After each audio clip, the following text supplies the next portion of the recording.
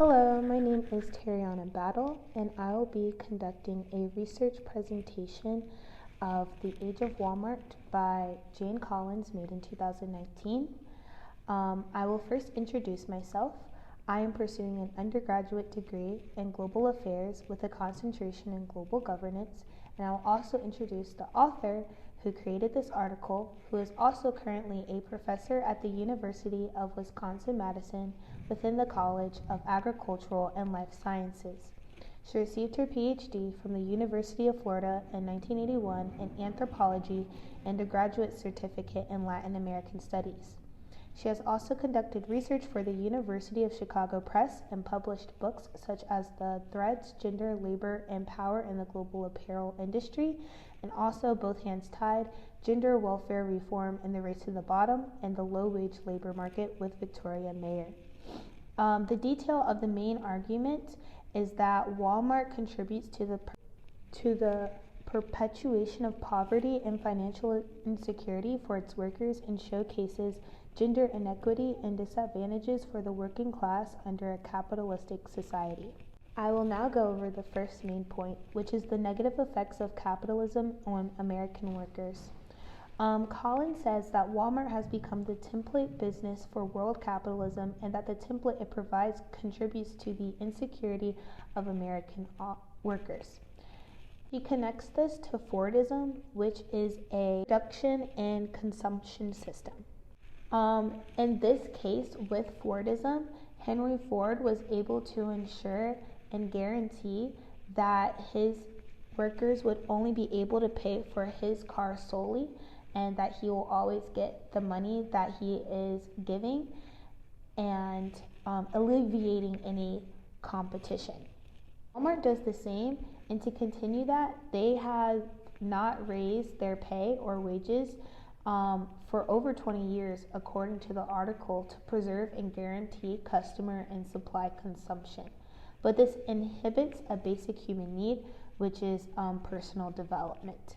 Personal development is a personal individual's progress and access to having opportunities as much as other groups. The capitalistic implementation on the workers also takes away insuredness for insurance and savings for potential medical or automotive crises when the workers are only making enough to just get by and live check by check. The second point I will be discussing is sustained gender hierarchy.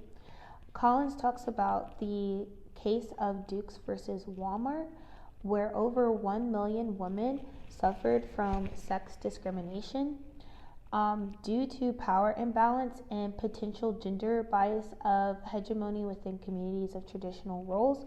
This curated, and the power imbalance comes from what Mr. Malanga said in The Tort Plague Hits Walmart, as describing Walmart as a decentralized company in which managers are given wide latitude to make hiring, pay, and promotion decisions.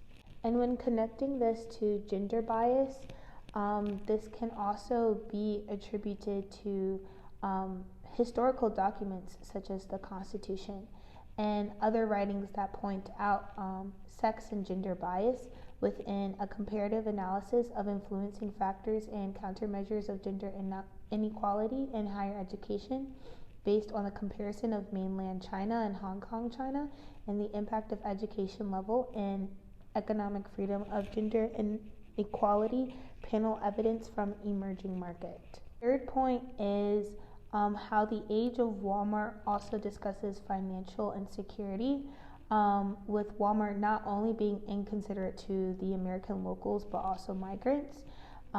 Jane Collins talks about how federal agents allegedly knew that Walmart was contracting and hiring illegal immigrants.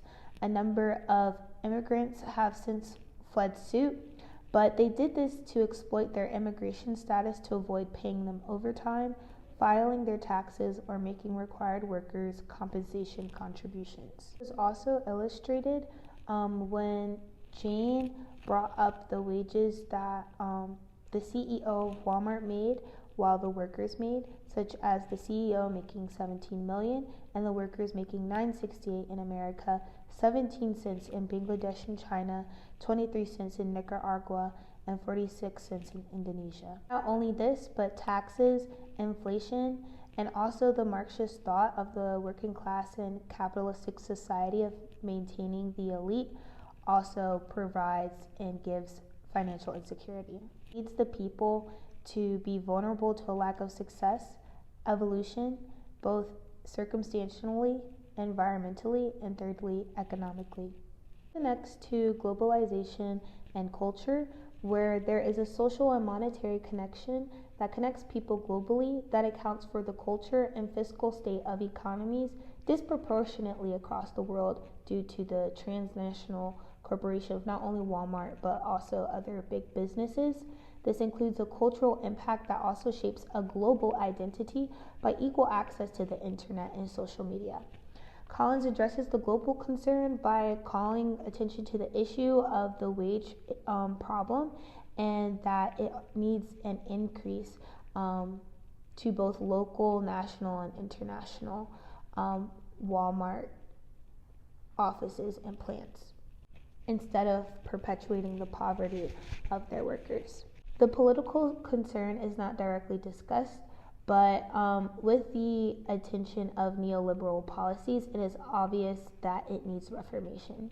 To address the cultural concern is the need to distort and expose the cultural acceptance of normalization of exploitation and manipulation of wages, hours, and undercutting unions and females. The methods used by the author was ethos, which could be seen in the credibility of previous researchers and the statistical evidence. We also had pathos, which correlated with the real case study of Walmart that was conducted. The goals of the research were to elaborate and bring forth detail of the understatement of Walmart oppressing their workers. The strength she had was making connections to Fordism, revealing history and background, and providing ethos and pathos, and examining the relationship Walmart has with poverty, and expand interview statements to other sexes, and expose the political impact. The weaknesses were that there were not many solutions to the problem that she provided. She could have also provided visual aid or graphing tables to the article, or elaborate from the perspective of critics of other detrimental side effects Walmart is having on communities' small businesses.